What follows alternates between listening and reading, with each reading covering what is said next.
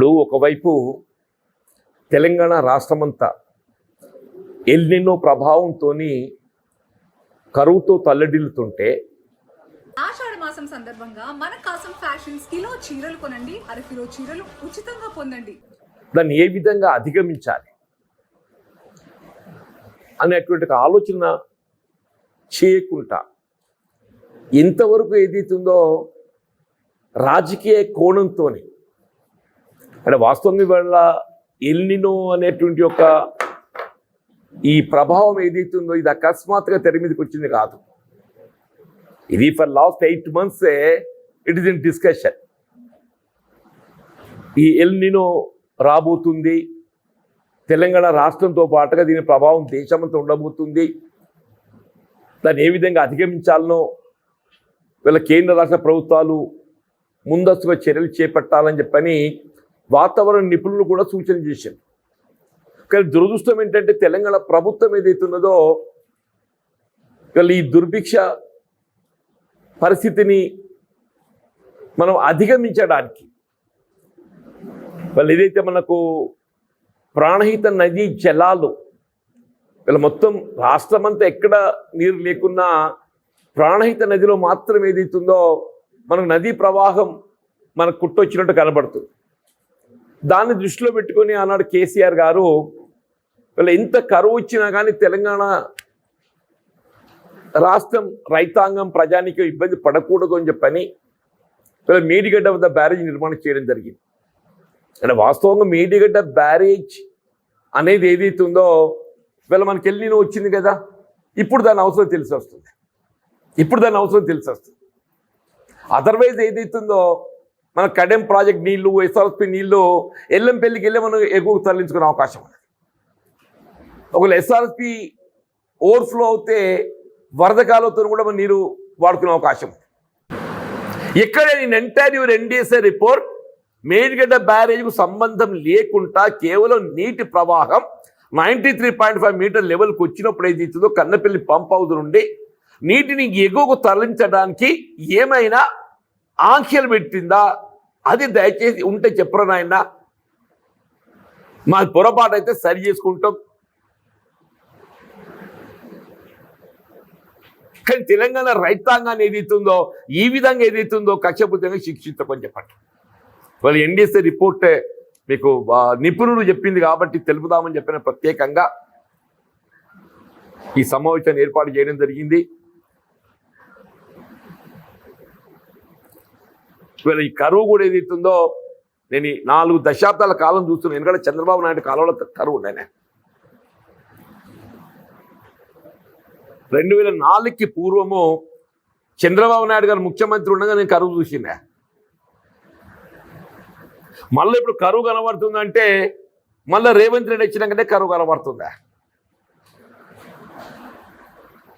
2004 వరకు చంద్రబాబు నాయుడు ముఖ్యమంత్రి ఉన్న నాడు కరువు చూసింది. మళ్ళీ కరువు మేము అప్పుడు మొత్తం ప్రతి ఊళ్ళో బాయిలు తవ్వినాం. మా తిప్పనపేట గోపాలపేటలో బాయిలు తవ్వినామా నేను, నాకు గుర్తుంది. ఇవాళ మళ్ళీ పుణ్యాత్తుడు ఏదైతుందో అదే చంద్రబాబు నాయుడు మార్గంలో నడిచేటట్టుగా రేవంత్ రెడ్డి వచ్చింది కాబట్టి ఇంకో ఈ గత వచ్చింది. అందుకే అంటున్నాం మళ్ళన్న ఇప్పుడు వ్యవసాయ శుద్ధ దండగా ఉంటాడు. ఎందుకంటే చంద్రబాబు నాయుడు చెప్పిండు వ్యవసాయ శుద్ధ దండగా అని చెప్పాను. మళ్ళీ ఇంకో రేవంత్ రెడ్డి ఒకటి మోపైండా. మరి నిజంగా వ్యవసాయం అనుకో బంద్ పెట్టు అంటే ఆ క్రాప్ ఆల్రెడీ డిక్లేర్ చేసి ఇదంతా ఎందుకు పంచాయతీ? నిజంగానే రైతుకి ఏదైతుందో వ్యవసాయం గిట్టుబాటు అయ్యే పరిస్థితి లేదు ఇవాళ. నేనైతే మీరు యూ కెన్ గమనించవచ్చు బాబు, నాకు జాప్తాపూర్లో ఒక 12 ఎకరాల పొలం ఉన్నది బాబు. అక్కడ వ్యవసాయం ప్రస్తుతం పరిస్థితుల్లో సాధ్యం కాదని చెప్పని నేను సామాజిక అడవుల పెంపకానికి నేను బూతులు బాబు, సోషల్ ఫారెస్ట్రీ సామాజిక అడవుల పెంపకాన్ని వాళ్ళ బూతులు నేను ఆల్రెడీ సిర్పూర్ కాదు పేపర్ మిల్తోని ఒప్పందం చేసుకున్నా. పరిస్థితి చూసిన రైతు పరిస్థితి ఏదైతుందో నీకు ఎకరానికి పంటకు 25,000 కంటే ఎక్కువ రావు, సంవత్సరానికి 50,000 కావాలి. ఆ 50,000 నీకు ఎక్కడ వస్తుందో అక్కడికి పోవాలి. కానీ వ్యవసాయాలు కనబడతలేవు. నేను సామాజిక అడవుల పెంపకానికి నేను పోతున్నాను. మరి నేను ఒక్కనే కాదు, నేను మేడిపల్లి మండలం మొత్తం పోతుండ్రు, అక్షిపూర్ దామోదర్ వేండు, రాయిందా అచ్చిపూడి దామోదర్ ఆల్రెడీ వేయండు ఇక్కడ కూడా చాలా మంది రైతులు ఏదైతుందో సోషల్ ఫారెస్ట్కి పోతున్నారు. పరిస్థితులు నేనేమంటున్నా, ప్రభుత్వం మీరు ఏదైతుందో క్రాప్ హాలిడే డిక్లేర్ చేయండి, పంటకు 20,000 ఇవ్వండి. క్రాప్ హాలిడే డిక్లేర్ చేయండి, ఎకరాకి ఏదైతుందో పంటకు 20,000 ఇవ్వండి. పంటకు 20,000 అంటే 2 పంటలకి ఎంత 40,000. మేము వ్యవసాయం చేసినా మాకు 20,000 కంటే ఎక్కువ మిగలలేదు అన్నాడు. భూములు లేని వాళ్ళ కొరకు ఏదైతుందో ఇందిరమ్మ ఆత్మీయ భరోసా కార్యక్రమం ఇదే ప్రభుత్వం ప్రకటించింది. ఇందిరమ్మ ఆత్మీయ భరోసా భూములు లేని వాళ్ళ కొరకు ఏదైతున్నదో జాబ్ కార్డు కలిగి ఉన్న వారికి ఏదైతుందో సంవత్సరానికి 15,000 ఇస్తామని చెప్పింది. జాబ్ కార్డు కలిగి ఉన్న వాళ్ళు, భూమి లేని నిరుపేదల గురించి కూడా మనం ఆలోచించాలి. ఎందుకంటే మేము వ్యవసాయం బంధు పెడితే వాళ్ళ పరిస్థితి కూడా ఆలోచించాలి కదా. కూలీనాలి, వాళ్ళకు కూడా ఉపాధి అనేది ప్రధానం కదా. రైతు వాళ్ళ వ్యవసాయం పక్కన పెడితే వాళ్ళ ఉపాధి కూడా కోల్పోతారు. భూమి లేని నిరుపేదలకు ఏదైతున్నదో వాళ్లకు సంవత్సరానికి 15,000 రూపాయలు వాళ్ళకి ఇవ్వాలని చెప్పండి. జాబ్ కార్డు కలిగిన వారికి అందరికీ ఏదో రకంగా ప్రభుత్వం బాధ్యతాయుతంగా మీరు నిర్ణయాలు తీసుకోండి. రేవంత్ రెడ్డి గారు బాధ్యతాయుతంగా నిర్ణయాలు తీసుకోండి. మీరు రాహుల్ గాంధీని అక్కడ అరెస్ట్ చేసింది కాబట్టి మేము రాహుల్ గాంధీ మెప్పు పొందాలి కాబట్టి మేము మొత్తం అందరం పోలీస్ బందోబస్తుని ధర్నా చేస్తామని చెప్పంటే మా రైతుల కోసం కూడా మాకు అవకాశాలు ఇవ్వండి నాయన. మీరు చేయండి. వీళ్ళ పిల్లలకి ఏదైతే ఆ నీటి పేపర్ లీక్ కావడమో ఇట్స్ వెరీ అన్ఫార్చునేట్.